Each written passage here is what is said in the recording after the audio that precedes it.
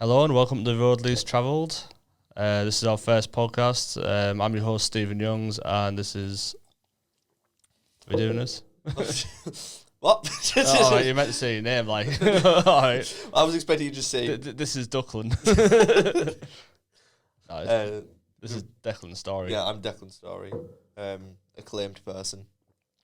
Acclaimed that shirt's very bright. I have to say. I know, it's a polar opposite to yours, isn't it? Really. Yeah, well, I don't know. It's got. Yours is It's like black. Mine's just very much casual, like I know, but too like, casual. mine's probably. like I don't know. Yours is like a new building that's been built, and then like mine's like after it's been abandoned for so many years, and you know I've got vines growing on it and shit, and you know. Is this sort of like poison ivy, like a hipster poison ivy Yeah, in real life? essentially, yeah. That's where like all indie fashion comes from.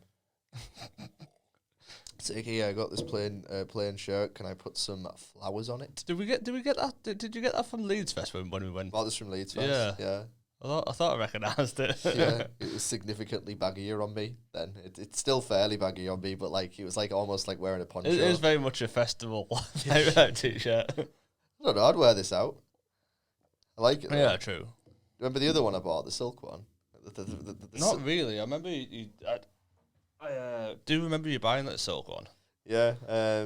Well, I can't. It was a risky fully. purchase. I bought it and I walked. It was like one of those things. Like I just walked around with it unbuttoned, like just like I'd either wear my vest or nothing underneath, and I was just like, you know, this is great. You know? Walking around like a cult leader. Yeah, and my bandana and that on. Yeah. Anyone want to sign up to my cult? We're not calling it that though. No, I'd be like a neo Buddhist or something. Like just like you know, it's just like you know, all life is important. You know, I don't even want to get into that. Yeah. If, you know, but Buddhism's fine. Wow. It is. It's fairly Yeah, friendly, true, isn't it? It's true. fairly, No. you know. I know I said well before. I can't. I don't think I've met an angry Buddhist. I have actually. Have you went? I have. I was in Liverpool. It's Buddhist like monks night, is it? Like Buddhists and monks and all sacred robes and all that. Yeah. Yeah. Well, I mean, to be fair, this guy looked like a bit of a fraud. I'm not saying he was, but he was selling bracelets, right? So that was my first indication. I was like, hold up a minute. Me and my ex at the time, we were walking down Liverpool High Street. I don't know where we've been shopping or whatever. And he's like selling bracelets and stuff. And he stops and grabs her and gives her like because I was like, what's happening here? You know what I mean? Like, someone just grabs her, gives her. I think he gave her like a bracelet or something. Or asked if she wanted to buy one. I think he gave her something. It was like a bracelet or something like that. And anyway, he went, "Not for you. You unlucky." I was like, "Oh," he went, "No, you're bad luck." That was it. He went, "You're bad luck." And I was just like, No, all right. Was your reply, no, I've actually got brain cells. Can pick up that it's a scam.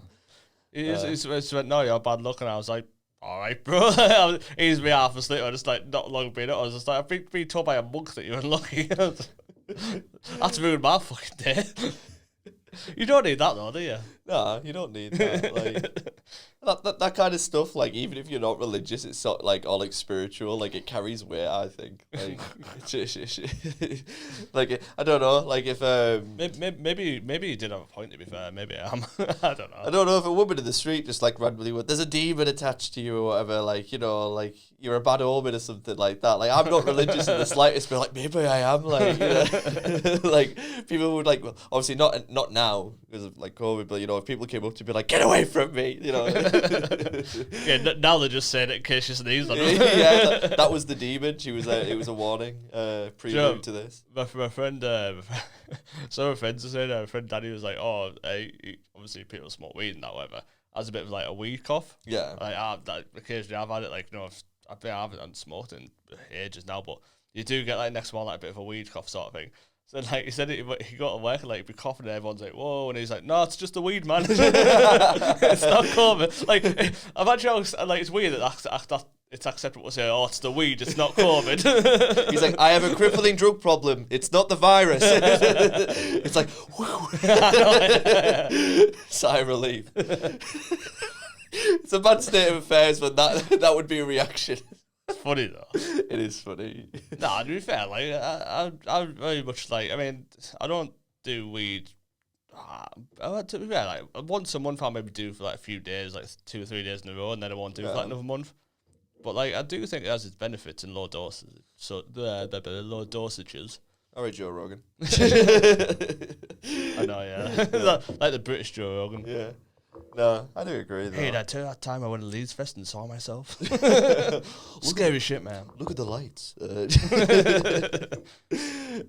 was quite a surreal experience. Just sitting down, absolutely like we were just gone. Whoa, how cool! Like the spotlights, and you're like, Yeah. yes, Steve, it's the fucking light. Just to set the scene, this is Leeds Fest. This is like probably 3 or 4 days in. Had a day of seeing music. And yeah, we were sat with a bunch of Scousers who we'd never met before until that festival. There's a big spotlight going at the sky. I'm like just looking at it, you know, like doesn't really capture too much attention. But I'm like, oh, that's pretty. And then like Stephen just comes out with, lights are pretty amazing, aren't they? Like easily stood off my ass. Yeah, and I go, what? He goes, lights, like they're just pretty amazing, isn't it? Like how it starts there and it gets all the way up there. And I'm like, how stoned are you? And then he just continuously laughs for like probably about 3 minutes straight. Just saying. I realised I was like, do you know what it was? I didn't mean to sound like. Obviously, I realised how fucking stupid it sounded. Yes. Yeah, it's what I meant. Though. You knew what I meant, though. It's just I know what you mean. Like, obviously, I was quite impressed with how, obviously the spotlights. Like obviously for a festival, they are high standards. They have to be. The thing is, though, like if I was like from like a remote population that never had any sort of like, if you were from an Amazon tribe, you'd be like, look at the lights, and I'd be like, whoa, yeah. I'd be just as amazed. You'd be the person that's came from the west, you know, from the west to like, you know, who, like for the documentary crew watching this Amazon tribe, and they're going, wow, it's magic, and you're like, I know, right? And you're the one holding the torch, and I'm like, Stephen. I'm like, oh yeah, we have to. I think it's. I kind of get it. It's just though, a sense of wonder, I suppose. I think it's all fundamental like parts of like the universe that we've kind of just grown accustomed to. Like I think like that it kind of like it relates to when you get people who live in like certain populations and they grow accustomed to certain things, and then a person from outside of that comes in. And they're like, wow, this is amazing. And they're like, oh, it's not that nice. I just think it's getting back to simple stuff. Like, do you know, like, I don't know, when you're a kid and you see, like, the sun setting in the sky and it looks amazing. Or have you ever been, like, in the back of a car and it's raining and like, you're quite tired and you see the raindrops and you sort of, like, have a thing with a race with them? Yeah. At least I did, I don't know. No, I did that. Just, like, little things, you know what I mean? I think that's a fairly common thing to do. But I think, like, obviously, weed enhances, like, that part of your brain where it's just makes you go back to like childhood wonder. Yeah, like experiencing things for the first time. Yeah, I kind of get that. I mean, that's why a lot of artists used to. Well, a lot of artists probably do smoke it before. Yeah, you know, they got a bit of inspiration, isn't it? Yeah, exactly. I think especially in a world where, like, you know, in a world where COVID, in a world where everything is mundane. No, but it is like I think like it does kind of like especially for a lot of artists who like seek to sort of like make change and like break from convention. I think it does kind of like help them disassociate from the normality of society and kind of like appreciate things that you wouldn't usually appreciate. So I do get it. Although like I kind of just try and be like that anyway, and I think a lot of artists are like. But I definitely understand the benefits of it. Like I said, I don't do it. I've tried not to do it all the time. Like I'll maybe do it like once a month or once every other month, something like that, like a day or two, because I find that if you do it too regularly, you get like into a state of like, oh, that's nice. I want to feel that feeling again. It's because I don't believe you can get addicted to weed, but I think you can get addicted to the feeling of it. Yeah, like, I feel like a lot of people. I think it depends how you're using it. Like I think it's like, I think people long for escapism. Like I certainly do. I get my kind of like escapism from other from like other things, and like typically like music and stuff like that. And I think people, if there's something fundamentally wrong with how they are living, they will, you know, be reliant on escapism. I wouldn't say fundamentally wrong with how to live, and just like obviously if There's things are probably a an bit issue mundane. though if you keep wanting to escape. You know what I mean? Like, Yeah. like you know, like we're in the Matrix. like I'll harken, like I'll relate it to like I'll use the analogy of like a bird in a cage. You know what I mean? Like if the bird wants to get out because it's not what the bird something's wrong with that cage. Well, you know it's what I like mean? in prison when you see them all. Is what's it called? It's not hash, is it? It's like what's it? What's not salvia? What's it? They're smoking. It's like I don't know. it's like concentrated weed, but it's not called weed. It's Is it not hash? I thought that was. I can't. No, there's a. I was literally watching a inside like prison documentary the other day, and it was on there. I forgot what it's called, but basically, like they're smoking, and it's basically just like strong weed. Obviously you see them just like out of it, and it's because obviously they want to like they don't want to be there, so it's just like I'll have this and what's it called? It's got to bug me. I don't think it's that important. Like, I'm yeah, pretty sure anyone listening, it's they'd just probably doing be it, able. yeah, They probably don't know what it research is. But that there's a serious problem with it in jails at the moment and that apparently. Yeah, I kind of get that. I don't know, like it. I think like some people don't even like want to leave jail essentially because it's kind of like it's kind of safe sometimes. Like it's seen as like safe and like. Have you seen? I think it's Shawshank is it Shawshank where that guy like he holds a knife to another prisoner. He's like, I don't want to leave. Like it's his last day. Yeah, it goes a bit crazy with it. Yeah, I think it is from Shawshank. I watched Shawshank. Routine, isn't it? That's what it is. Yeah, it's that. Yeah, and it's also like there's not really too much expected of you.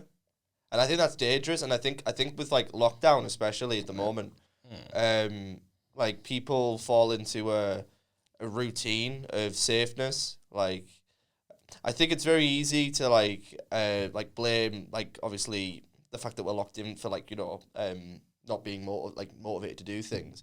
But like I don't know. We were talking about it before, and we were saying like when you're constantly being told to stay inside, it kind of like you can go overboard with it, and you can even like it gets to the point where you'll just not come out of your room and you feel safe. Do you reckon that'll be a problem when this is all like when it's obviously they're introducing new jobs in the UK now, to everyone, and they're saying like hopefully everyone should be done by like August time roughly. But do you reckon there'll be a big problem with a lot of people not wanting to leave as much? I think anxiety will be through the roof because it's people growing accustomed to that. Like we were on about with prison, like they don't want to go because at least inside they can have control of that little space, even if they might hate it. It's like I know what's going on in here, and it's kind of like almost like it's kind of like staying in your little cave. You don't want to come out. You've got control of that little area, but then you're kind of limiting yourself. If you never leave. But it's weird that I found like obviously like I work in a bar and that, so even like near the end of lockdown, you got people who did like were out like one night, hadn't been out for months. They were like, I'm having this one night before all goes thingy, so and experience it. And then you get like the regulars who are in there like every day, and there's like, nah, fuck lockdown. Like it's you get one extreme or the other. There's no like. It's silly. Like I think everyone's gonna probably be. It's kind of like what you said, yeah, like one extreme or the other. Like I think when people approach a post-lockdown world, they'll either go overboard, or they'll be nervous to get back into it all. I think definitely people will probably get more drunk to deal with it. I tell you what, I'm really excited for. Places like the theatre to open, or do you like the cinema? I don't know. It's like there's just. Someone shared it on Facebook, like, oh, I miss this feeling. It's just like, the darkness of the cinema where you got your drinks and your popcorn or whatever, you're talking to your friends. It's like that's a form of escapism. You know what I mean? Like, you go. I do miss that. I do as well. I miss gigs. Yeah, that's another one, yeah. Like, the last gig we went to, it was my birthday. It was at a local place, Twisted Lip, do you remember? Oh, yeah, There was live music there, wasn't there? And that was good. It was such a nice, it was before the world, like, when, like it was still, there was still issues and there was still COVID measures in place, but you could still go out and have a drink and enjoy some live music, and it was really nice. You kind of just takes you away from that crushing existential dread that you face every day. Do you know what was nice in there though? I mean, it probably was wrong of the place, but I don't know. 'Cause after the first lockdown, it was one of the things where everyone thought, oh, it's going to go away now. It's not going to be another lockdown, and that's when it was roughly. And in them, because it was a little not a tapas bar, but it was like a what they're called, a micro pub. Kinda, yeah. It was like a bar in. It's house. on the it's definitely on the larger end of a micro pub though. Yeah, but it was like a bar in a house, but it was upstairs and downstairs Yeah. in like a large house sort of thing. It's been converted into a bar, but like the tables were separate, but a lot of people were like joining in, having to sing song and talk to each other. Yeah. And it was just nice because like I think people had missed that. all like the main pubs like Witherspoons, it's like right, we're sitting at separate tables, we've got glass, well not the glass, plastic screens, Shields, shields or whatever. And a lot of people were like, Yeah, because like going out of the pub, like I miss being in the smoking area when it's like normal and you know, you're just chatting to random people about all sorts of crap. You know what I mean? You get on one with someone, it's class. Yeah, the act of being in the pub kind of acts as like a social buffer. Yeah, It's like it probably wasn't like this so many decades ago, but like now it's a bit weird to just randomly approach someone and speak to them. But if you do that in the setting of like a pub or like even go to like theatre or whatever, you could probably speak to people after that. You know, it's not like I think in the north as well, it's a lot more. I mean, they probably do it in the south, but in the north of the UK, it's very much like anyone will talk to anyone. You know what I mean? Yeah, it's well, I explained this. It was one of my southern mates, and I was trying to explain like in the north, like there's been plenty of times where I've been really really sad.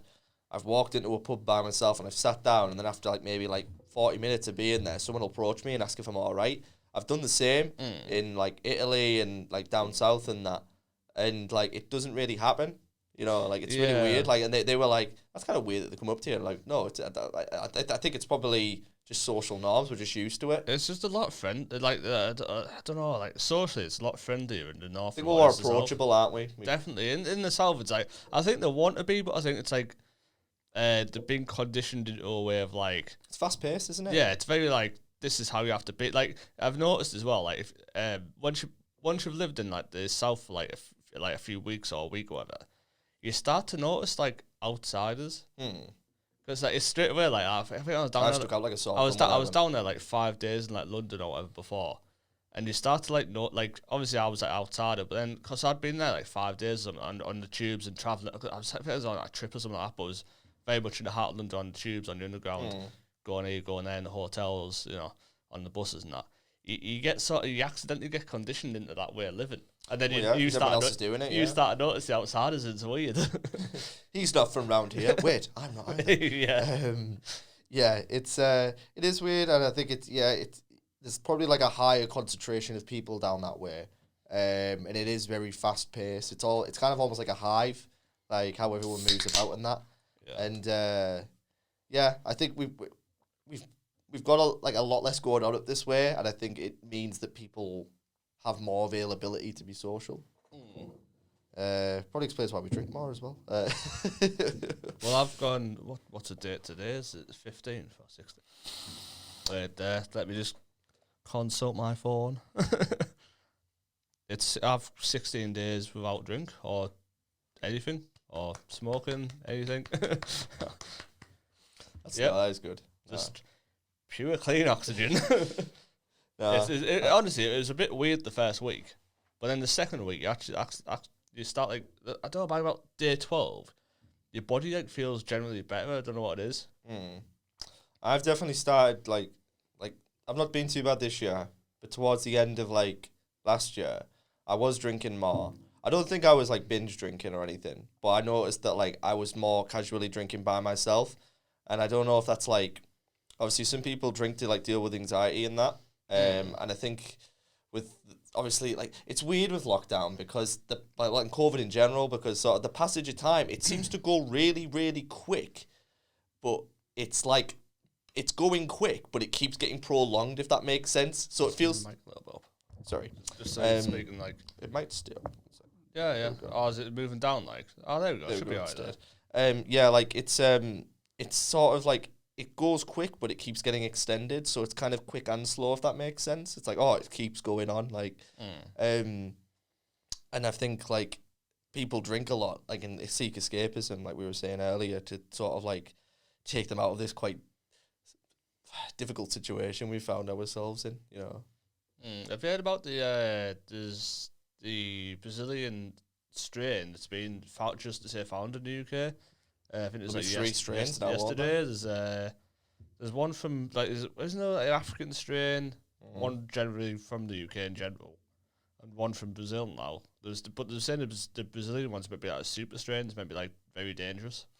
I don't I'm know. not sure. That's what I've read. That just goes into another issue, really, of like how there is quite a lot of fear mongering with the virus. Unfortunately, I think a lot of media as well looking for attention, like because everyone's talking about the same things. Like, what can we say that's better than them? Well, yeah, they need to like it's this sort of like horrible thing. It's became the new norm, and like they need to get more shocking headlines to get people to watch.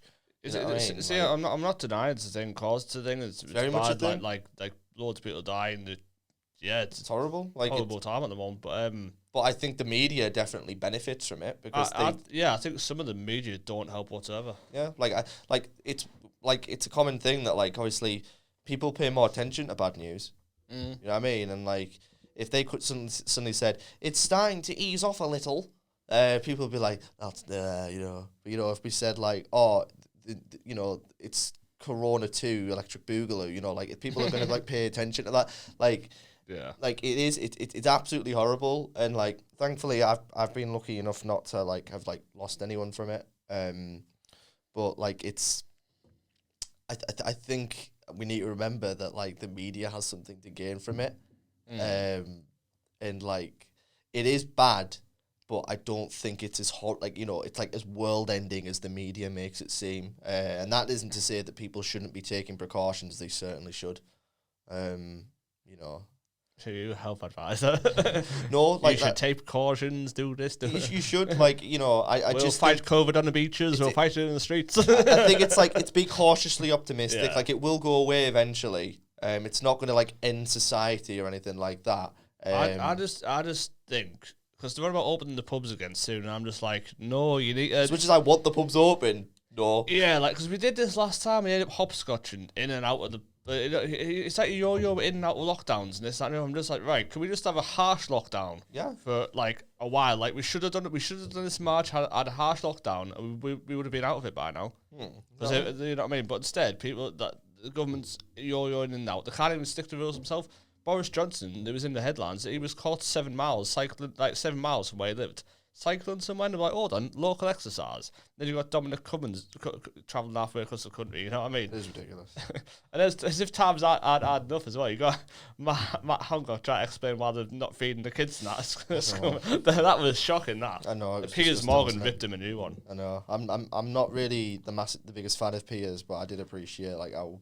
Honestly, honesty was with, you know, like, but he just laid into him, and you could tell like he just completely avoided the question, and he kept like pressuring him, yes or no, you know, like. He said, do you regret it? Do you regret voting against the meals or whatever? Yeah. Because he said basically you've been shamed into it by a young footballer, Marcus Rashford. Has a conscience. Yeah, he actually has a conscience. Like the thing is, he just sat there smiling like his head. I was like, well, I do think that this is the case. I'm like, oh, just answer the damn question. I'm very glad, Piers, that we've finally put that in place, and then it's just like, well, do you regret it? And it's just like, I will just, you know, choose my own way of providing an answer to you, Piers. Like, he doesn't say anything. Do you know what's annoying about the Tory party? They've probably got like an advisor that like speaks to the ear before interview says, right, don't admit guilt to anything, this, that, and the other. But if they did, right, they wouldn't look like such dicks. The people in there should be like, you know what, he's got it wrong, but at least he's learned from it, and then hopefully they won't fuck up again next time. Instead, they're just lying through the teeth, and you can see it, and they're sat there laughing about it afterwards. They probably laughed about it afterwards and smiled and said, I do think this is... Just admit that you're wrong and you fucked up.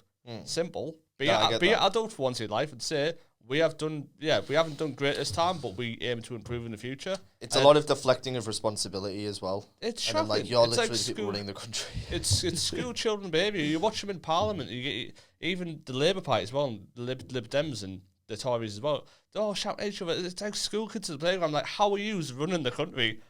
This is a joke. I honestly, it drives me mental.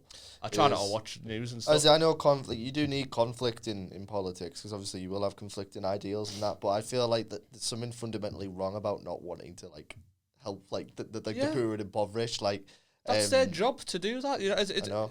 Literally, I'm not being funny. The way they've handled free school meals, the way they've handled COVID-19 in the UK, and it. I don't know. Like, I will say, obviously, like... Obviously, it's not the easiest thing to handle. It isn't, but then, like... I discussed this with I discussed this with my nana before, and I was saying like, it's a horrible time to be like in charge of the country, but I don't think they've helped themselves. You know, like they're very half baked. Like the things they put in place, they don't really think more than like 2 steps ahead, really.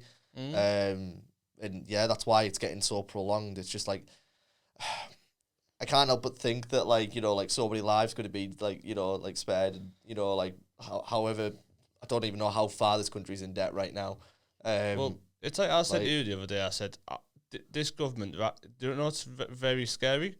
They're either really dumb or they're really clever, and I don't know which is worse. Yeah. I mean, there's a lot of discussion, like the people who own the PPE protection companies. Who are they? Are they friends of certain ministers and people in charge of the government? I wouldn't be shocked. Are they profiting from this? Are they friends from Eton and in the Tory party himself and family and relatives and friends of the Conservative Party? Are they benefiting from COVID? Yeah. Like, they're either really stupid and making a bad mistake of it, or they're really clever and hiding it on stupidity. Yeah, it is nervous to think about. And I'm like, is our government stupid? Or are they very clever and acting stupid? You know what I mean? Like, and if so, I mean, some might call that treason against its own people, which would be very shocking.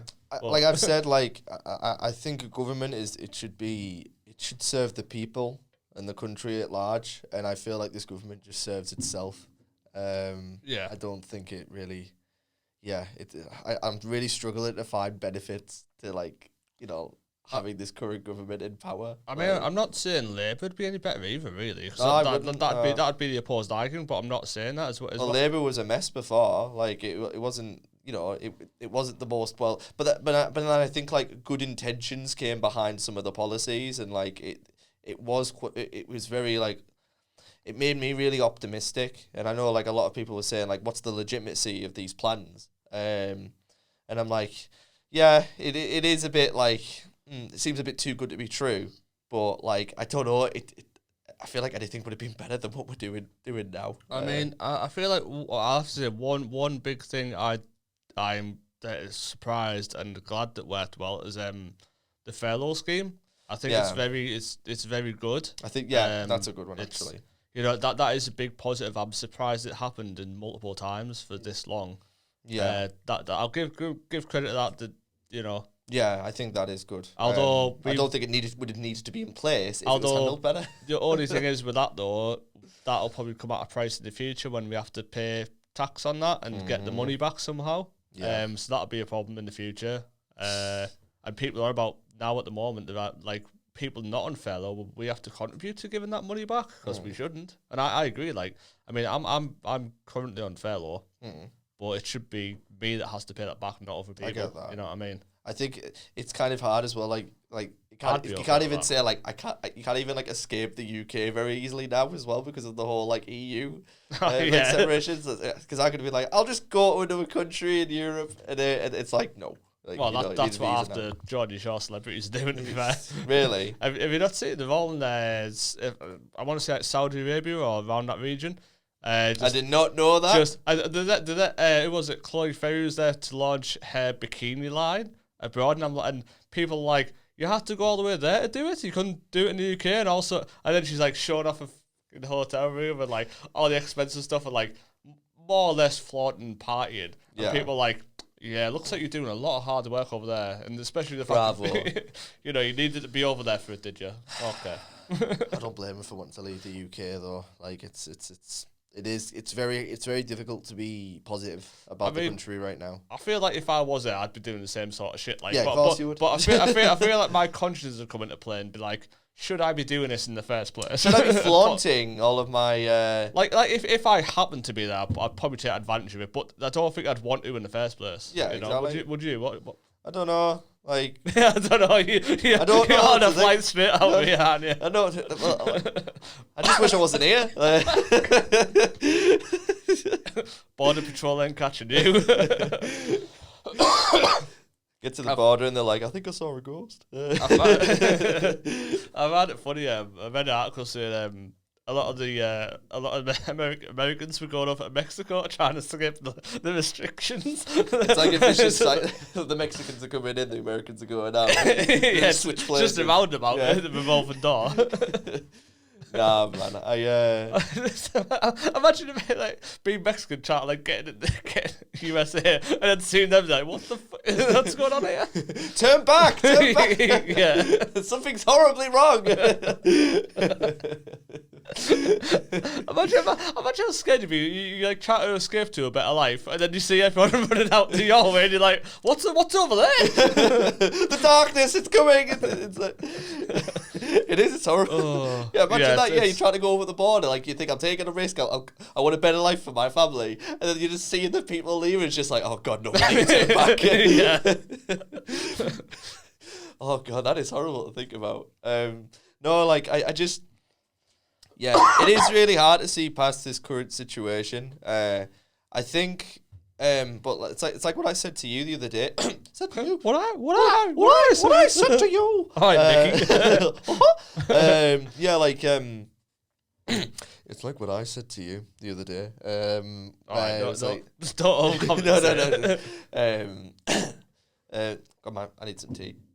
What's that? I'd had the energy drink, but it's very it's tropical flavour. It's very like it's very Is it? very Italian. Yeah. Before I started, decided flat hair. Now it's gone up. You know. That's the noise a coconut makes when you tap on it. It's like Monty Python with the. Yeah, I love that sketch. I love it. They're there on horseback. Oh, yeah, the Holy Grail's amazing. But yeah, like what I was saying was like it's really hard to see past like current like lockdown currently.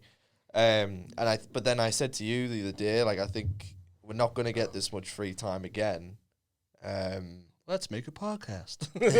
That, but also like obviously me and you are quite like creatively driven, and like I know for a fact that like if the world was normal right now, we would be saying like I never have time to like do any theatre, I never have time to do music, I never have time to do any like sort of these other creative sort of like offshoots, and we have so much time like now, and I just think like that's a thing for everyone, even if you're not like a creatively driven person, like just do the things that you wouldn't be able to do usually. A lot of people are doing more exercises and going for runs. I think that's like good. I had to laugh the first lockdown, and people were doing them marathon things and changing their times. Like, hold on, you're running a marathon faster than Mo Farah, are you? You know what I mean? I am speed. Okay, 20 stone Dave over there. So, you know, yeah, I did 3 mile in 4 minutes. What? It's like the Juggernaut from Marvel. It's just like I'm the Juggernaut, bitch, just running. Just funny that people went there and like try to outdo each other. I'm like, come on. It's like Karen, I've got my shit together. You know, it's like I beat Usain Bolt. And, Drinking one of them vegetable smoothies and spitting out behind the back. Oh, that's great. No, like that. It is. I laughed at a lot of. I bet there's people who do that though. I bet there's people who make like vegetable smoothies just for like Snapchats up and then get rid of it afterwards. Get a crush him like from KFC or something. I'm joking, but there probably is people out there. Yeah. It's like, it's like I don't want to be healthy for all the benefits. I want to be healthy for all the likes I'll get on Instagram. Like it's like there's something fundamentally wrong. It's like buying a homeless person a burger and film in it, and then once you put the film away, you Look what slap it out his mouth. But yeah, there probably is like people like that though, isn't That's horrible though. Like imagine being homeless and like you having to like people say that. Imagine being homeless and like someone's like have to take it. Yeah, no, because obviously you have to. It's just starving. You're not an opportunity where you can pass on that sort of stuff. Navigating from it, like you should just want to help people. Yeah, like it's I think like obviously a lot of people were starting up businesses in the first lockdown, and I think that they're good. I think they're good. Like they were starting like Facebook pages and like Instagram pages and stuff, and I think that is good. But then like I just think about how many of those are still going. Like, are you on about like the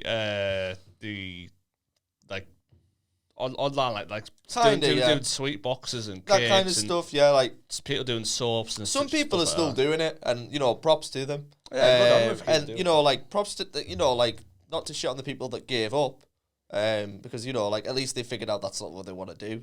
Like I think it's I just found it funny It's just like every guy and his dog had a Facebook page, you know, started up his new business. You know, like, I bet dogs loved it in lockdown, so that's so much tension, like. I know. I absolutely loved when I lived in the Northwest. I used to love like just spending time with my dog. Like my dog was like my best mate, and I think like a lot of people who have animals can relate. I think the dogs probably get sick of humans after a while. Come on, man, I want some free time. God, you're so smothering. Yeah, I think it's probably a case of like. I'll tell you it'd be scary. You know them people like dress the dogs up in jumpers and shit like that. Like put a mammify them, push them out of prams, and the dog's like, "Fucking kill me!" I never put them in like a pram or anything. I've had like we have like little. No. I'd never put a dog in a pram. I think it's weird. He's using some dungarees, a little pouch of Suki. Well, you saw the picture of her. The little Wonder Woman little dress she had that like my mum or dad bought her, and like I was like, that is pretty cute. It's like, funny like a one-off photo or like a joke, but do you know what about these people like generally like dogs are fair, so like the producer of heat anyway, like that's how. If you're putting jumpers on a dog and I don't think it's all nice. Overheating, you're killing it. Like we're not killing it, but like they're dying. You know what I mean? Like it cannot probably overheat. You know what I mean? Don't you put that Santa hat on them? Yeah, he'll combust. No, but you do get people like. No, I do. Yeah, I think like obviously like. When I saw Suki with her things on, she was very bare because she'd had like eclipse recently. So like I think it was like it was kind of nice to see her like so warm and stuff, and she wasn't irritated by it. And as soon as like I saw that she was wanting to get off, like it was taken off. Yeah. It was like, no, you must wear that. no, exactly. Yeah, like we wouldn't like.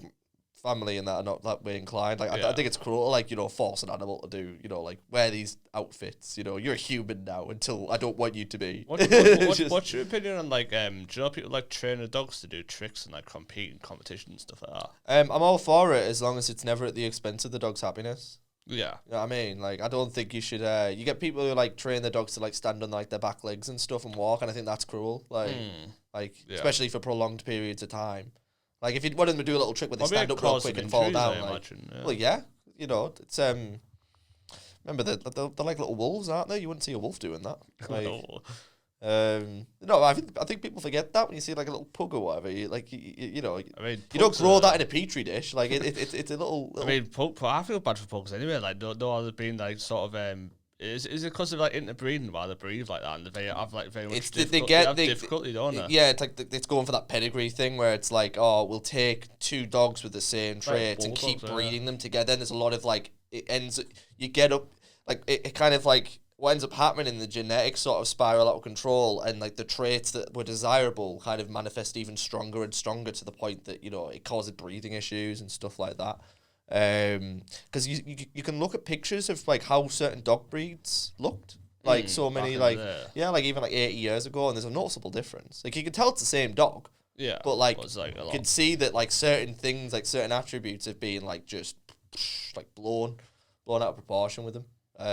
Literally, like you got these dogs with these massive heads and little bodies, and like Have you seen them dogs that look like about that big? It looks like a hamster cutting about. Like, I saw a video on Facebook. I thought, no, where's that like real? But it is like just crazy to see. My sister has one of my sisters has like a Pomeranian, and it's tiny. It was like the tiniest thing in the world. It looked like a chick with 4 legs, like when it was a baby, and like it's so, like she's still tiny. I don't think I could have a dog that small.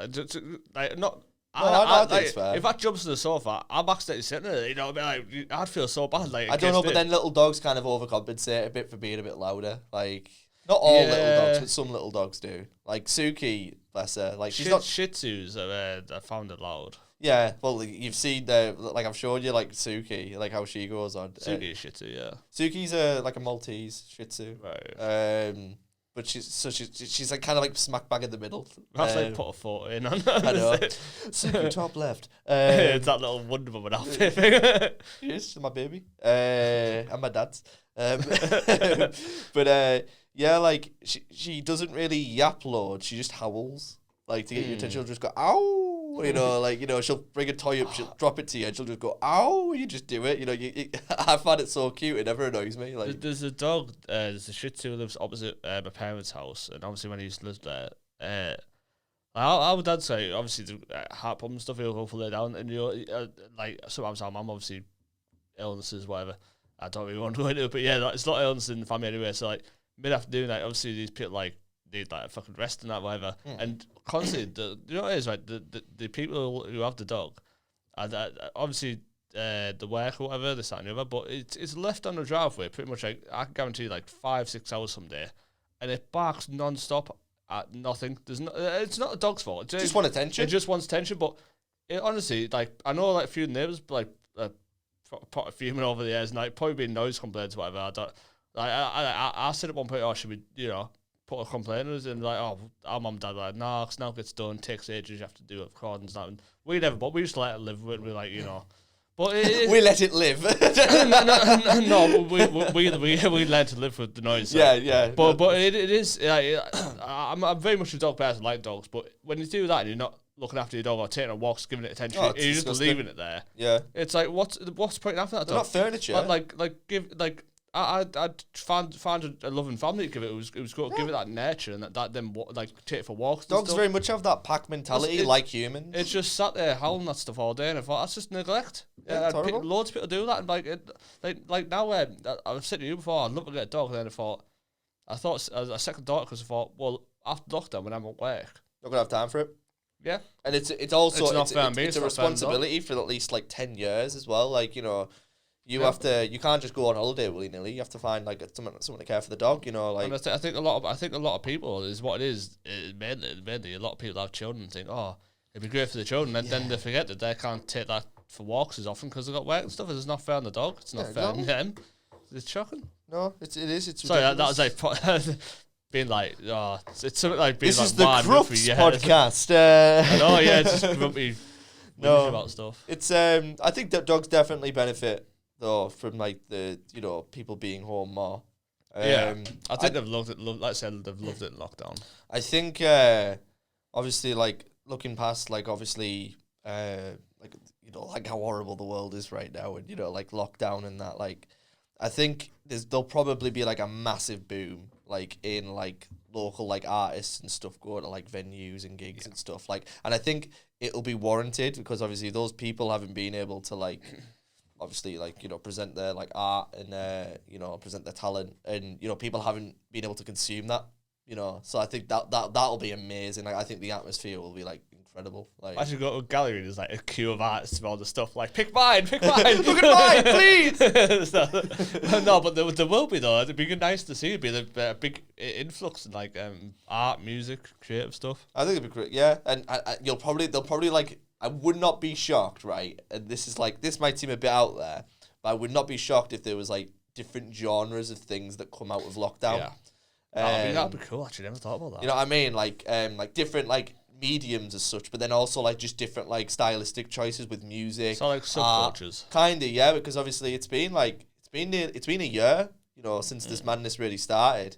And I hope it doesn't go another year, hopefully. But that's still like a long time to like like you notice like certain like if you look back on like music, you do notice that like certain events throughout history do shape that kind of stuff, because obviously the people who are making that music, making those plays, making those art pieces, they're being consumed with the same stuff that we're all being, they're consuming the same stuff we're consuming, and they just regurgitate it and it makes something new. Like, so I would not be shocked. I think there'll be a lot of switching around the businesses. Like, it'd be a lot of old businesses that are like end up closing. A lot of new ones emerge. Artists as well. There'd be, like you said, there'd be a lot of new artists, whether it be music or art itself or comedy or this, that and the other. There'll be a lot of new ones up and coming. Yeah, definitely. It'd be interesting to see how it plays out in the next 5 years, I think. Obviously, one thing I'm not looking forward to is a big recession that'll probably take place. Well, they've said, I've read recently, it said there's big, a 17% rise so far in people picking master's courses or university courses. Really? Because a lot of young people are thinking, well, we're going to be fucked for 5 years. I might as well stay in education and, learn something to do after that. And I can't blame them, to be honest. I think as well, like, it's one of those things where, like, obviously, like, if you go back so many years ago, like, university was seen as like an advantage above other people. If you did a degree, it was like, oh, you went above and beyond to get that. Yeah. Now it's sort of seen as a social norm, and then, like, I think now everyone's people need to doing do masters. Like, in the next, like, year or two, it's going to be like everyone needs to have a masters as well now, because that's going to be the new norm. And I wouldn't be shocked if they bring more tiers to it as such. Yeah. Like, Someone says teenage like triggered. No, my parents pretty much like that way inclined when I first went to university. Like, oh, if you get a degree, put you above like other people when you want to get jobs and this, that, and the other. And now I've got a degree. I'm like, well, everyone else has a degree. I'm all at the same level again. You know, exactly. But not everyone has a degree. I'm lying. But like, there's been a surge in the past, I don't know, maybe 5-10 years, people getting degrees. I'd say in the past 5 years, even there's been a massive surge in people getting degrees. Yeah. Because people are getting people that of all ages are getting them. Like people who've like had kids have grown up and now going, you know what, I want to try this, and good on them, you know. I think one thing that's like would definitely benefit maybe a lot of like older students who, like, you know, have more responsibility or whatever. Like, obviously because of like COVID, there's been a lot more of a reliance on like online mediums to like teach, and like honestly just to convey ideas in general, you know, like through video calls and stuff like that. So I think that will probably like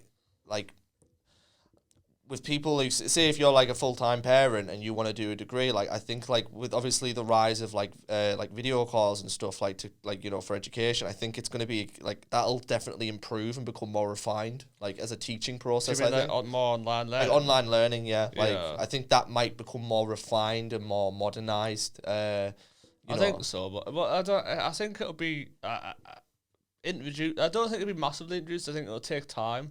I don't think it will replace like, you know, standard learning, like, you know, go to a lecture and that, but I think like it'll be an option. Yeah. You know, I think there'll be a lot more option for like schools and homework and stuff like that. It'll be like, you know, check up, because they were starting to bring it in when I was in school, like, but not, they're like, oh, do something online and we'll check if you've done it, this, that, and the other.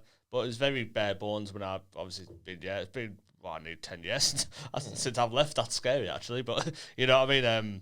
It was very much like bare bones back then. I don't know about you. Was it the same then? Was there any stuff you did? Pretty much, yeah. And like they checked online, like, oh, but it was like half-assed anyway. To be fair, the only sort of online learning I remember, like as a kid, we had like VLE or whatever, like virtual learning, it was like a VLC, like virtual learning center or something like that. Is that like the Maths English bits? Something Bytes. The Bite Size is kind of. That's the one. We had that, admittedly, as a third party option, but like I think that it was typical for schools to have like a local sort of like internet, like where like, you know, like you'd have an account and like people would like upload things to it. Yeah, it was like, it's sort of like how Blackboard is for university. Yeah. But, I forgot. I know. You know what I mean? Like I had that in college and like at the end of school, and it was very haphazardly made, to say the least. Yeah. Even at uni, like even Blackboard's a bit dodgy at uni. I mean, it is good, but certain things are just like Blackboard was a mess. Like, do you know what I find the problem with Blackboard is? It's sometimes like, it won't load up properly, or there'll be like certain, like you'll be something you need to read for like a module or something, and like half it'll load up, be like, oh, that's great. Yeah. You know what I mean? Or like something won't upload quite right. It's there, but it's just not quite. Yeah, like it does what it's supposed to do, but it's not really user friendly. Like it's quite intimidating, I think, as well. And I've spoke to like other people about theirs. It's not easy to use. It's very much like, do you know what it is? There's too many like folders and folders and folders, I think, personally. Yeah. I just think they should make it a lot. I don't, because imagine being like a more mature student who doesn't really use the internet that often. You try to use that. It's if you were Jack. Tom Jack, he barely uses his phone, does he? Yeah. No, I get that. Like, it felt like, I don't know, it felt very bare minimum, and it felt like it's just like a database upload thing rather than like an actual service that people could use. Like, it was really daunting, and like I'm glad that obviously I was down with the kids and knew how to use it. I mean, I'll be honest. Half time, when the tutors were like, "Oh, can you do this on Blackboard?" I'd be like, how about I just bring it in person or email you? It's like, I guarantee it would be easier for me to train a pigeon to fly to your house with the USB stick with my files on than to upload it to Blackboard, because it will either crash, it won't load, it'll be a nightmare. I remember that most modules, or like say if I had to do an essay or this, that, and the other, I sent the teacher, tutor, sorry, I said I'll just email. It'll be easier. I feel like then you've definitely got it. I mean, even when you had to submit work, like I used to send a backup copy to my tutor. I remember Paul, he used to say it was either put it on, not a disc, like either give us a like you said. I remember this. He literally, you know what's bad when your own tutor says, upload it and then also send it to my email and then. Well, Paul just knew how bad it was. and then bring a USB stick with your name on it. So. And if you want to play it extra safe, get a stone tablet, carve it in. yeah. Just whack some hinges on it, it can turn the page. Yeah, exactly. You know what I mean? It was ridiculous. Like, you know, it's bad when even tutors like, yeah, you want to be safe on that just in case the system messes up as it usually does. Yeah. We didn't obviously say that, but they couldn't really. They can't really shit on the uni's own like service too, man, can they? Like. Yeah, but it was terrible. And I think that's a running theme I've noticed with a lot of other universities. Like they all have their own version of it, and it's like terrible. Like, no, that's not me. It's like me in like a job that I hate. I'm just like, yeah, whatever. I remember I was telling Stefanos the other day. I was working in like a concession at a certain like sporting event. I'm not going to say where, but I was a team leader at a sporting event where they sell like beer and food and pies and this that, and the other. And some guy had been like, basically not half time, it's like 10-15 minutes. Can I say how painfully working class that sounded as well? It's just like it sells beer, pies, you know. It's just like Greg's with off license. Ball scratchings, you know. It actually did. See, I know. Oh my god, yeah. But anyway, some guy being waiting. There's like massive queues. We had a new system, whatever. And some guy I saw him waiting in queue, so I was like, I had my clipboard and there was all the other staff doing the work jobs or whatever. Right, yeah. I had to just make sure all the food is of temperature and stuff like that, food safety. And some guy being there like 5 minutes, he was like, I've been waiting here 20 minutes to start another. I want to make a complaint about these staff, whatever. These two in particular and the rest of them. And he went, your staff don't give a shit. It looks like you don't give a shit. I went, you know what, mate, you're right, I don't give a shit. I went, and he's like, what? And I was like, yeah, I said, it's concession 27. I can see you probably look upset. You might want to make a complaint. My name's Stephen, team leader of concession 27 or whatever it is. Yeah, if you run down there and tell that guy about it, you can feed your complaint in the box. But I said, he was like, I've been waiting, because he started with, I've been waiting 20 minutes. I was like, hold on. Half time's like 10 to 15 minutes. You've been stood there about 3 to 5 minutes. I've been watching him in the queue. You stood right in front of me. I was like, stop talking shit. I was like, you know what it is that? I'd had like, a stressful day. And then like he started. I was just like, I'm done. And I was like, go on then, complain. They might fire me if I'm lucky. Honestly, mate, like people can be so I'll be a pie and fuck off. So melodramatic. It's just like, I've been here all day. And it's like being there 30 seconds.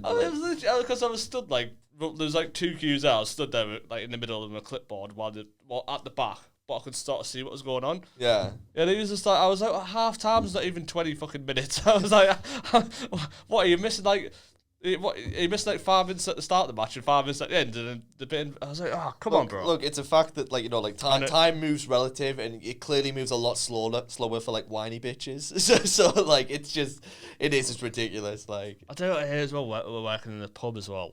When people like just assume that every bar staff has a phone charger. Oh, can you charge your phone up? And then like, oh, sorry, I haven't got a charger. Useless, you. Useless. And I'm like, oh, sorry, what do you want to bring some straighteners just in case you need them as well? You know what I mean? There's a phone charger, there's some straighteners. You have the charger, and they go, do you have anywhere to plug it in? Yeah, of course. And you just lift your top up, you've got a plug socket just embedded in your stomach. Yep, there we go. Like, anything else you need? I got this implanted because I knew you'd be here today just for you. I thought, oh, someone's got to need one. Do you need more ice for your drink? Just some ice cubes pop out your mouth. Like, it's just... just like... so stupid. Like, I know you should provide a decent service, but like... You shouldn't have to bring a charger in for someone else because they forgot to charge the phone. Yeah, I would like fair news. I don't mind people asking, but it's when they give you shit for not having a charger. Yeah. Like if fair news, I'd like to make a complaint. It's somebody asked me to charge a phone. I'm like, yeah, sure, but I don't mind generally charging someone's phone because obviously everyone gets low battery. Yeah, it's a thing, it's a horrible situation. Like, so I generally don't mind when people are dead polite and ask, "Oh, have you got a phone charger, please?" Whatever. I'm like, yeah, sure, if I happen to have one that day or someone does, or if I don't, I ask about the other stuff. But it annoys me when you say no, and then they give you shit for it. I'm like, what the fuck do you expect? Imagine, like, one asks, "Oh, do you have a charger I could use?" Yeah, of course. It's just, and they go, "What the fuck's this? This is an Android." Just throw it back at you. Like, honestly, I would not be shocked. Like, people are so entitled. Like, so entitled. I tell you what I did before, which I shouldn't have done. It was like a bank holiday or something like that in the bar, and there was like, I think it was only me or like me and someone else on the full bar, and it was fucking heaving. I did like literally for like 8 hours straight. It was non-stop. It might be like a special event like Christmas Eve or something like that. No, it was a bank holiday, I think. It was non-stop on the bar for like 8 hours. Like you didn't have a chance to have a drink, have a break. Sweat was pouring down me. I was just fucking leaking. Like, it was. I just sprayed myself and cracked on. Yeah. It was one of the things that you don't stop on the bar. And someone was there with a credit card going on the table, that. and I was like, "Who's next?" Whatever, and he kept doing it. And I know how you feel. I could see him at the bar. I was going to say him next to him. He kept doing that shit, and then he started whinging on and like giving me shit and like, oh, nice to have some fucking service. So I need to doing that with his card. So I picked his card up and flung it across the thing. I went, fucking fetch, dickhead. And he's like, you can't do that. I was like, I fucking didn't I?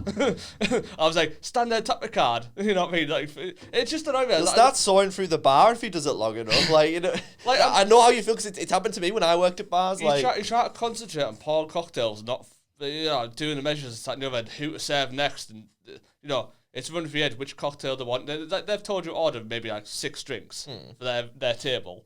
You need to figure out who to serve next. You try to remember how to do different drinks, what drinks he's just said to you, how much to charge him for the drinks, because half the time it's not in the fucking till properly. Yeah. And then you get a dickhead going, tapping the card on. I'm just like, nah. It's like, are you wanting to, like, say a speech or something? Like, I know, yeah. It's like, everyone, I've not been served yet. I feel bad though. I shouldn't have done that, actually. I shouldn't have done Was a bit overboard, Steve. Yeah, it'd just been a bad day. I was like non-stop for 8 hours, pouring the sweat, thinking which order I've got next. Like, it's ridiculous though. I feel like no one has any sort of like sympathy sometimes. Well, but some people do. You get some lovely customers. To be fair, though, work, I wouldn't usually do that just from tapping the card. But he was being a dick to everyone. I should give him more credit. He's been a dick to everyone. Actually, he's been like dead obnoxious and loud. Like, I wouldn't usually just do that to anyone. I do feel I still shouldn't have done it. Like, so afterwards, I was like, oh, I'm gonna get fired. But luckily, I didn't. And you're like, and I did this other thing. Tell me if it was overboard, but I slashed his tires with his card. I stole his dust caps as well. No, I found that was. And I wrote his pin on the car. This is it. That was years ago. To be fair, like I was 2000. I was like, I'm a changed man now. What's a long time ago? There was so many people. Like, you just get arseholes sometimes in bar work. It was, you have to. It's so annoying. Like, even like retail as well. Like, you just have to bite your tongue, don't you? Like, you can't. Like, I think it is ridiculous, especially like obviously, I know bars aren't open, but obviously, retail workers right now, I would not want to be a retail worker. Yeah, definitely not. Like, something like I can imagine like. They're probably like excessively overworked, and you get these people who are just like it goes back to what I said. Like, it's just people who feel so entitled. Do you know what I think it is? It's just a lot of people. I don't know what is like this day and age. A lot of people are self-entitled, and a lot of people are. There's a lack of empathy. There really is a lack of empathy about, and I don't know if it's like the way people are being conditioned.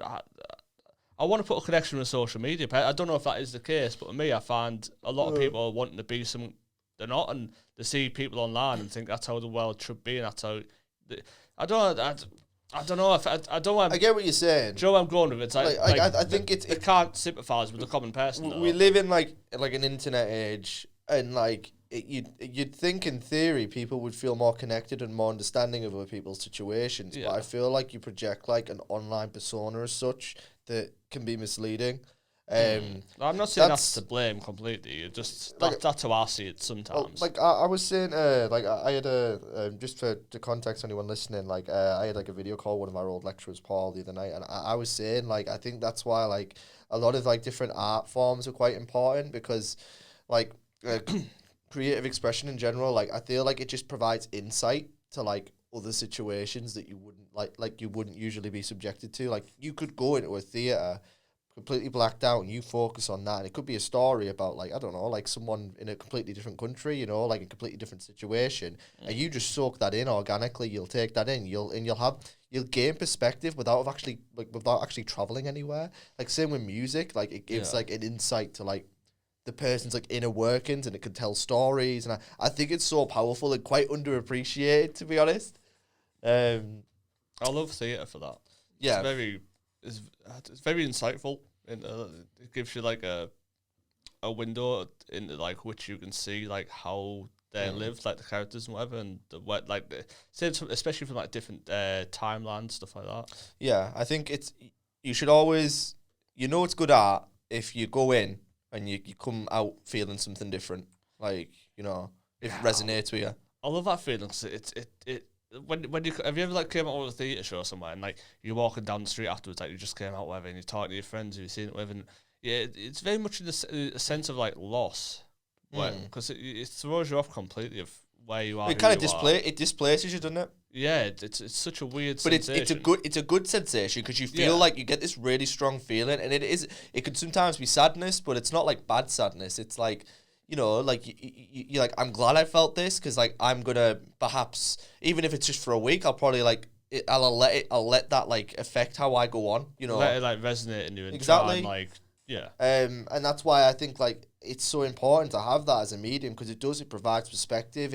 I think it's such a powerful medium to connect people in a time where we're just surrounded by like strife and like feel very isolated.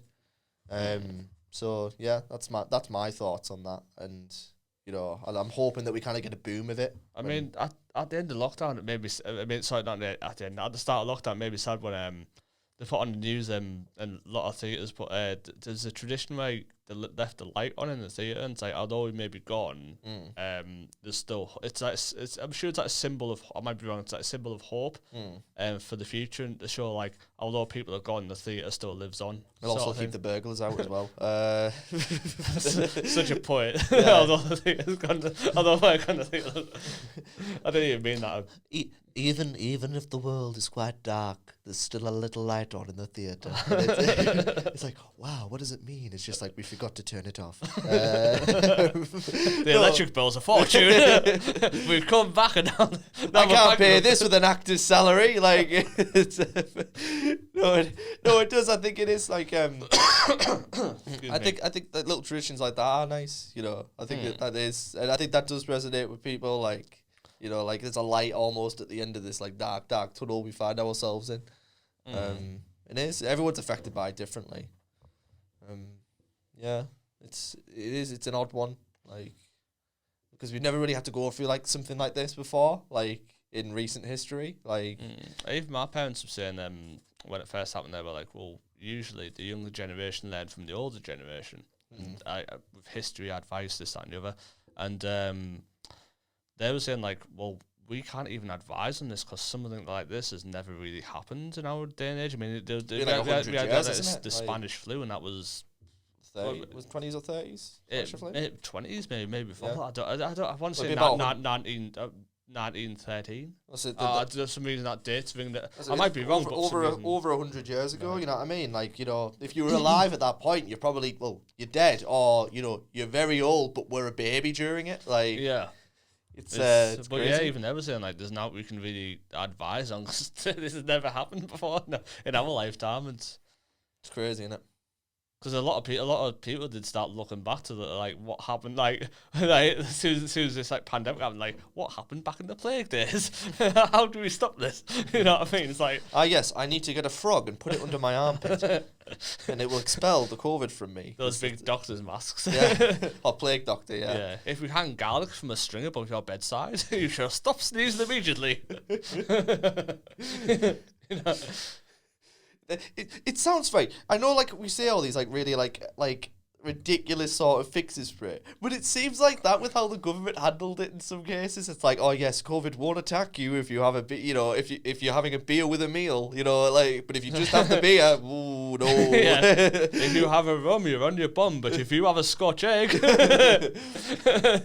you'll be off your head. I don't know, man. I know, that wasn't really I wasn't really out for that, but that's not gonna stick. That's not. I couldn't think of alcohol. Oh wait, come on. It's gonna cut. It's off top of my head. It's gonna cut to like 30 years time, and then there's some one random person being like, if you have a rum, you know, you're on your bum, but if you have a Scotch egg, you're you know. You look like Nick Clegg. He looks like a Scotch egg, doesn't he?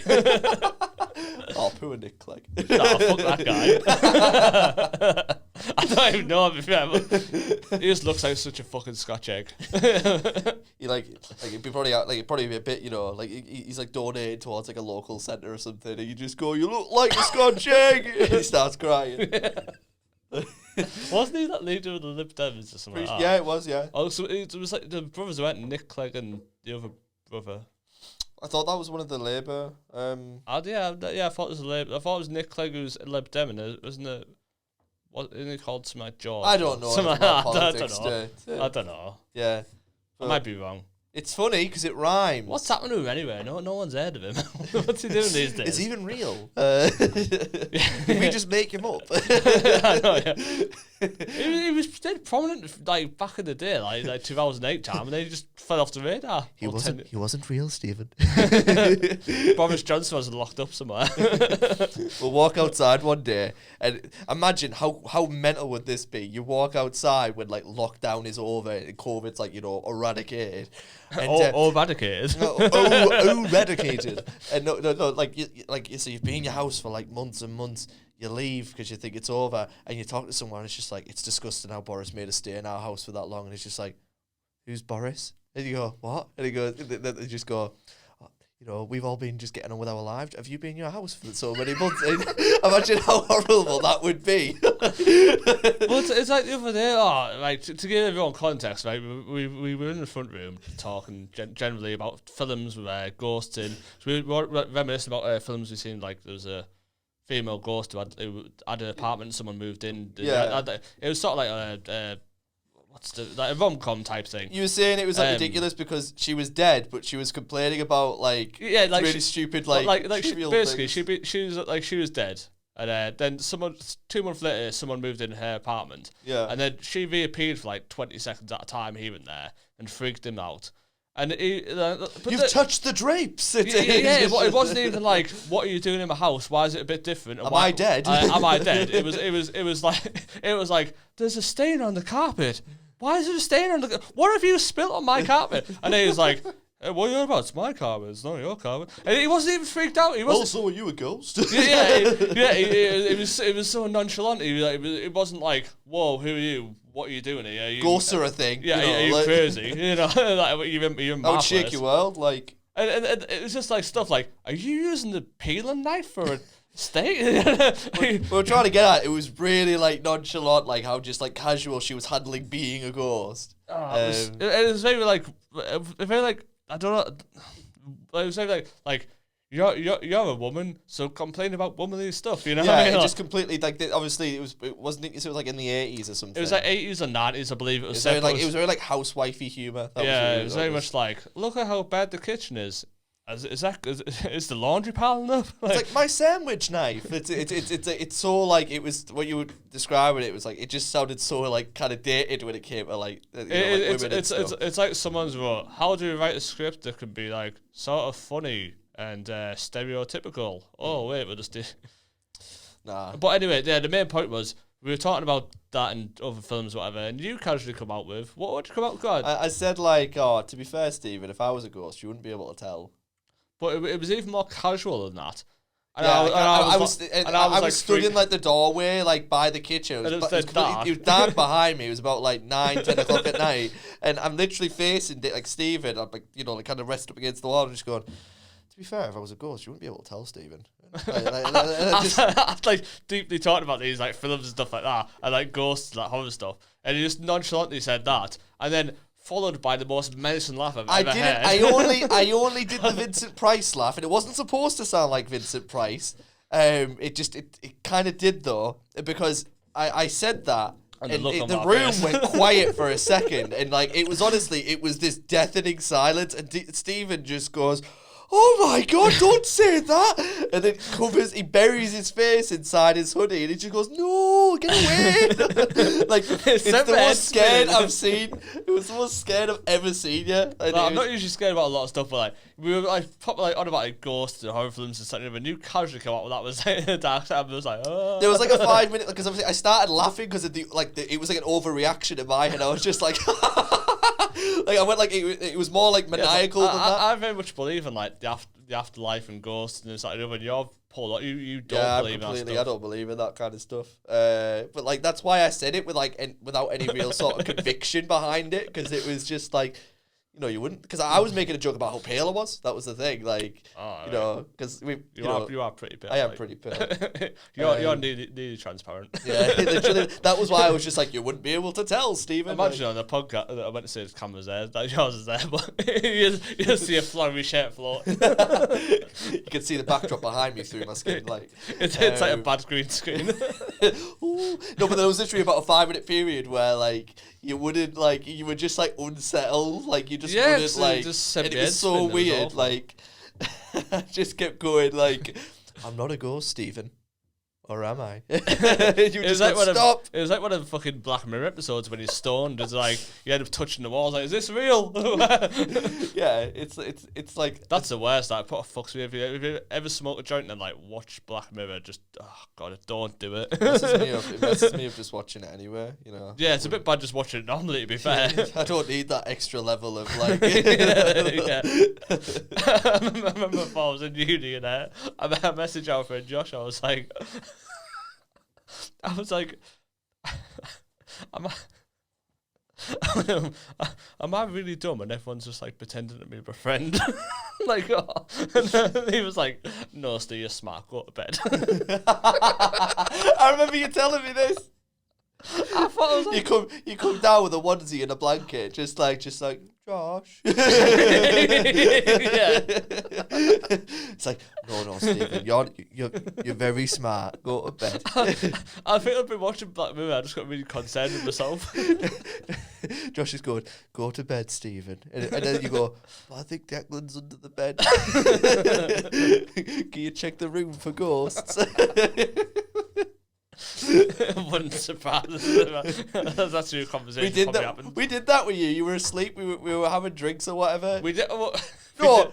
Like you'll remember this as soon as I say. Yeah, like, I remember because I was drinking. It was me, Connor, Josh. Because there's video footage of you and Connor sneaking in my room and Josh videoing it. Wearing masks. And me being asleep, and then I woke up and I was so disorientated because I think we'd been day drinking, that was it. I think I fell asleep and I was just like out of it. When we were on about going out as well, I was like, what are you just doing?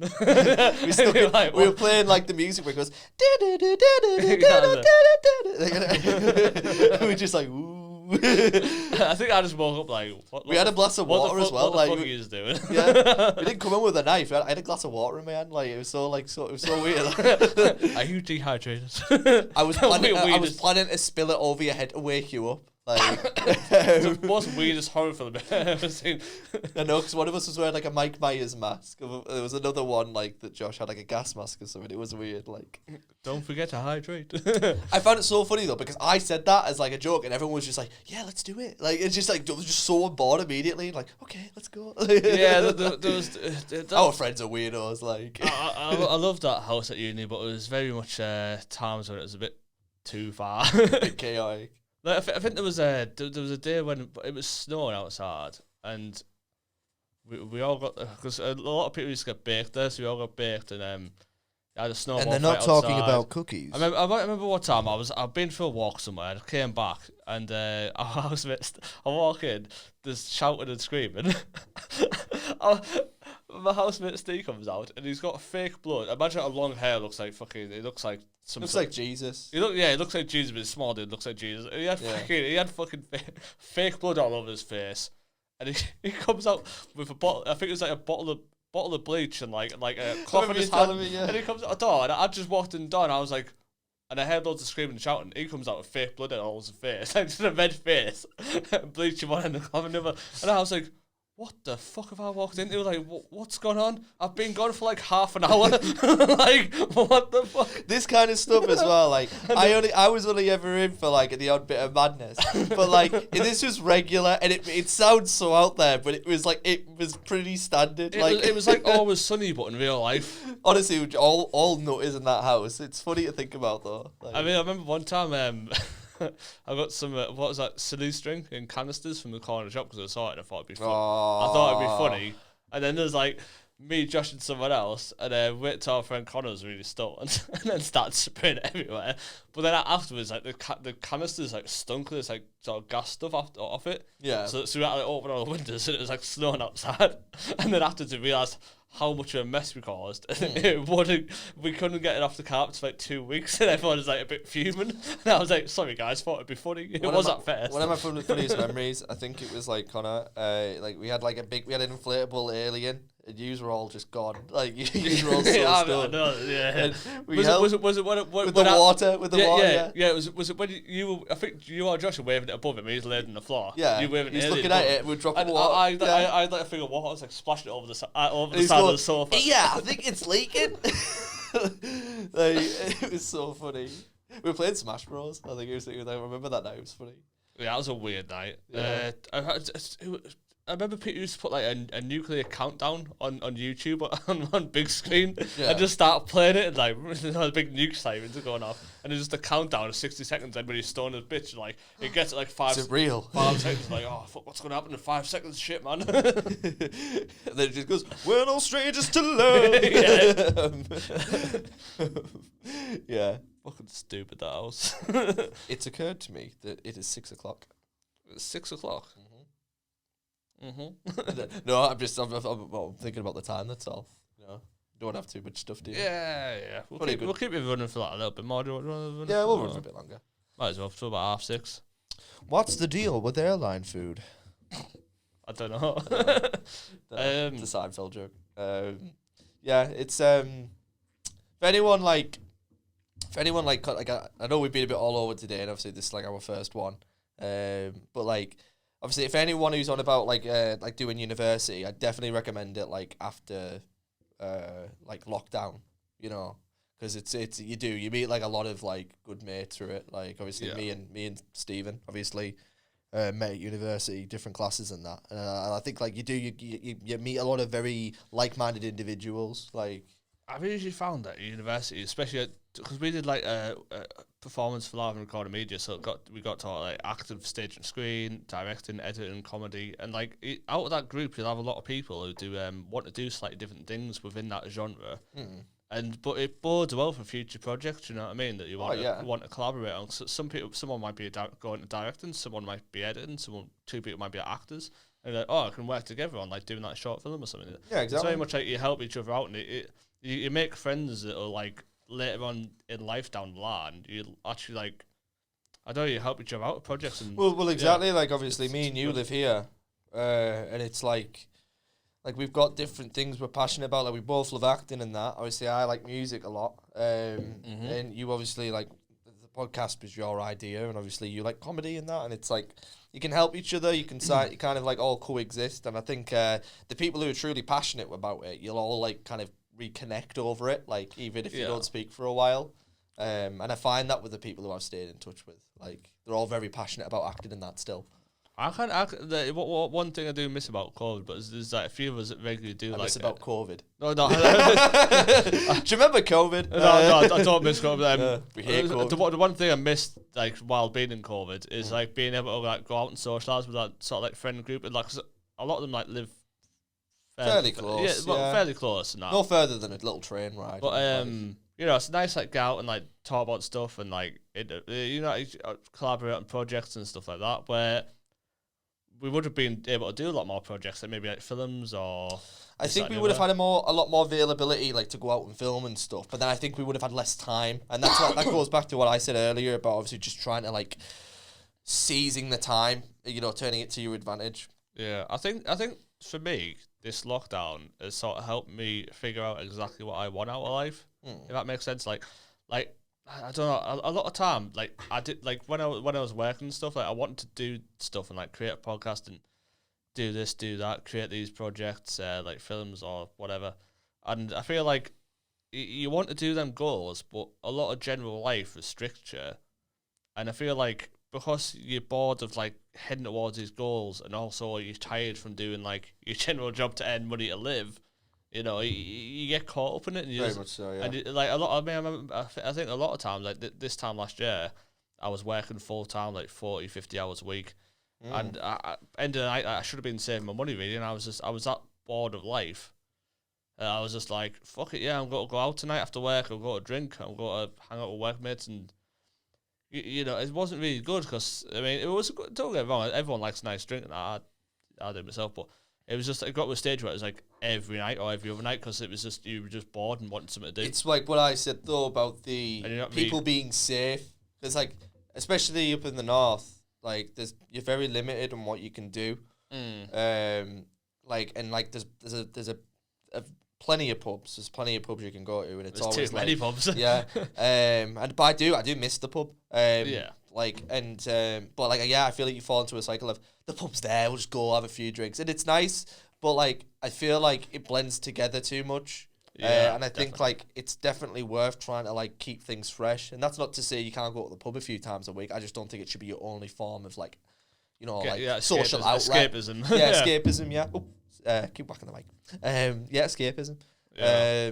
And that's why like I like the pubs also because I could talk about things that I was passionate about with other people, and then I could also like live music and stuff. I miss live music like crazy. Yeah, a few things about I do miss live music. I also miss playing pool at a pub. I love. I was never really into that. I love my pool. You know what I mean? I miss my chicken wings. Cracking game pool. Chicken wings. Yeah, actually. You know what I mean? But like, yeah, like I do. I miss like having like getting a few people together. And even like I do kind of miss nights out to some extent, but not to the same. Like nights out are kind of like. I could go with or without them these days. Like obviously, I have to go without them because of COVID. But like, it kind of falls into the same thing that we were saying about pubs becoming very repetitive if you're not too careful. Like, see, I like the time. Do you remember? Was it your birthday? We were in Manchester. We went at a random bar at the middle of the night, and like it looked like classy. Do you know what I mean? Was that the one near Salford?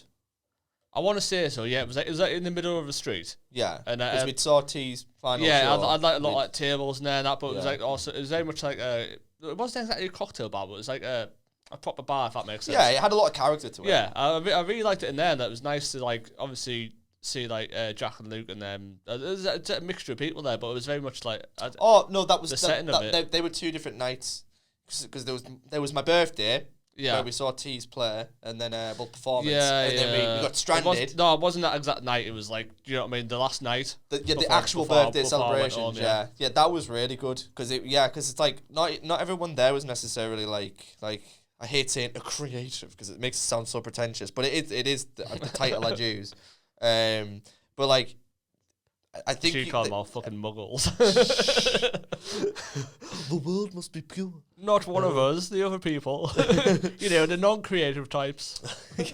No, but like the thing is, like we have friends who aren't like as aren't really creative driven people. They're quite content with like 9-to-5 jobs and stuff like that, but they're really supportive still. You know what I mean? Like, and that I think that's important.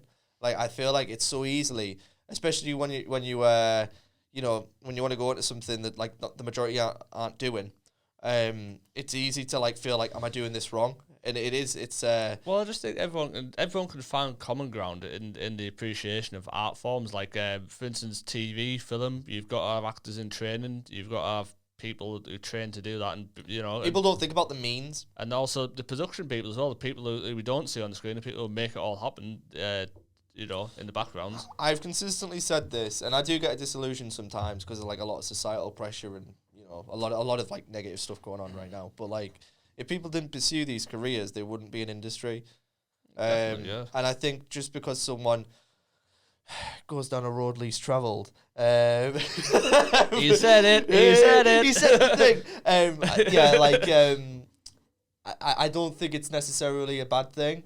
Like, I think you need those people who are willing to be the outliers, because that's how progress become. You know, that's how you get progress. Otherwise, we'll just be this culture of just grey sludge. You know, you don't want that. Yeah, you know? so just like we need individuality, definitely. Yeah, I don't want to be an ant. You know, I don't want to be a drone. You know. Is this working now? Yeah, it's fine. It went in one ear and out the other. Yeah, it went a bit weird. I think because I moved slightly. Oh, right. Yeah. Anyway, I was so confused. Like, what's going on? I'm really close to the mic like this. No, but yeah, I think that When the radio plays, sounds like you're far away if you do this, but if you go like that, it sounds like you're real close.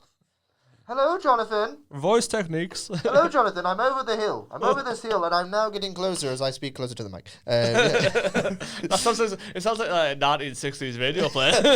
Well, hello there, Jonathan. It's like Last of the Summer One, but on radio. Hello, Jonathan. How was your Volkswagen? Yeah, it's very well, thank you very much. Splendid. So fucking dumb. No. It's just like, anyway, good day. Why do you sound like an army officer? Like, I don't know that. Literally, it sounds like Like a 1940s army officer or something. just general, like, do you know, like, do you know in I don't know, Saving Private Ryan, where it rings, like, not that it happens in that, but like Joey uses that what's it? Do you know that he calls through headquarters, or like whatever? a telecom thing. Yeah, like a radio. Yeah, it's basically a radio, yeah. or comms or whatever. Yeah. It just sounds like a stereotypical movie actor's voice. Mr. Youngs, report to the barracks. Yeah, it's like such like a monotone, like stereotypical voice in from there. You can't really emote with a voice like this. You can go up and down, though. Up and down. Yeah, it's like, It's only up and down when you speak. And voice acting 101. Such a fucking idiot. and then just remember that techniques like you can like speak at the side of the mic, or you can speak far away, or you can speak like this and it sounds like you're quite far. Like if you speak like this and you sound really fucking old. Just Daddy Die bit, pretty much. Yeah, pretty much, yeah. He's just made a career of speaking like that. What? I don't know what that was. It sounds like everyone's dad at a football match. You alright, son? You alright, yeah. You want a Coke? You want a Mars bar, do you? You know, the deep fry from the Mars bars now, that's a thing, you know. Have you ever tried one of them? World's gone mad. No, I've never done. It's weird, you know. It's like I'm trying to be healthy. no, but it doesn't mean you're not healthy if you tried one. I'll have a salad afterwards, it's fine. No, I just tried one for the sake of like. It's not like I thought, oh, this will be nice. I just wanted to try it because No, I get it. you know, I've never tried it before. I tried it once. I was just like, We're not bit judging weird. you, Stephen. It's I feel like they said, oh, you're I not. feel attacked. You're not healthy if you eat deep fried Mars bars. It's not like you're eating fucking 10 on a platter, is it? So what are we to deep fried Mars bar? It's just no, It's not like I say, oh, I'll have a platter of 10 of them. I just want to try it for the sake of trying it. Yeah, I'm not sure about the first one. I think I'll have another 9. And now I'm fat. If it's profiteroles or chocolate eclairs, it's a different matter. I'll tell you Coconut rings. That's what I'm dangerous for. Coconut rings. Coconut They are rings. nice. Like. Yeah, they're an underappreciated biscuit. I felt bad for my mum because when I lived in the northwest, they were really hard to find. She scoured all the supermarkets to find me. I was like, my mum's a winner. Get a train ride back to Borough to get you some. You won't believe the story I have to tell you. The many miles I've travelled for these coconut rings. I discovered a long lost civilization to find these rings, Declan. They give me the instructions how to make them myself. What's at the Colonel's secret recipe? Yeah. If you learn to make the coconut rings, you can become one. One with the rings. I remember obviously I used to work in KFC and there was a group of people I worked with there. It was like four of them, I think there's 4 of them that shared a house together. And I probably shouldn't say this, but I think I'm not sure it was them who did it or someone, but there was a sink in some house party and someone there was a bag of KFC flour there and the KFC ingredients. I don't know how they got there, if they were paid for it, if they weren't. Someone had them all. Don't want to get anyone in trouble, but Anyway, person But- one said, person one, sort of who might have been working in KFC, was telling us about it and said, "Oh, I'd actually like got the sink, disinfected it, and breaded up the chicken and shot it. And I'm gonna make KFC at home for a house party." that's mint. It's not though; it's very bad for you. Like, should like I work there and like you get a big bag of flour. And then you get like I'm sure it's like I can't remember now. 'Cause years since I worked there. I used to work as a teenager, but it's like a massive bag of flour, and so it looks like a basket bit pretty much. And you pour it in there, and you get like it's like milk and egg. I'm not sure it's egg white or like sort of egg powder. It's like a basic powder and a big thing of salt like that, but it's like brimmed. You shot it in there, and mix it all up. Yeah. And apparently there's a bag of like I'd be careful what you say. The herbs and colonel will spices. send his hitman after you. I Like, don't know what's in the bag of herbs and spices. I pretty much presume it's like salt, pepper, turmeric, paprika. I don't know exactly. get him, boys! It's like the SWAT team start coming in the windows. I'm like, shit. The SWAT team, but they're coloured in red and white. Like,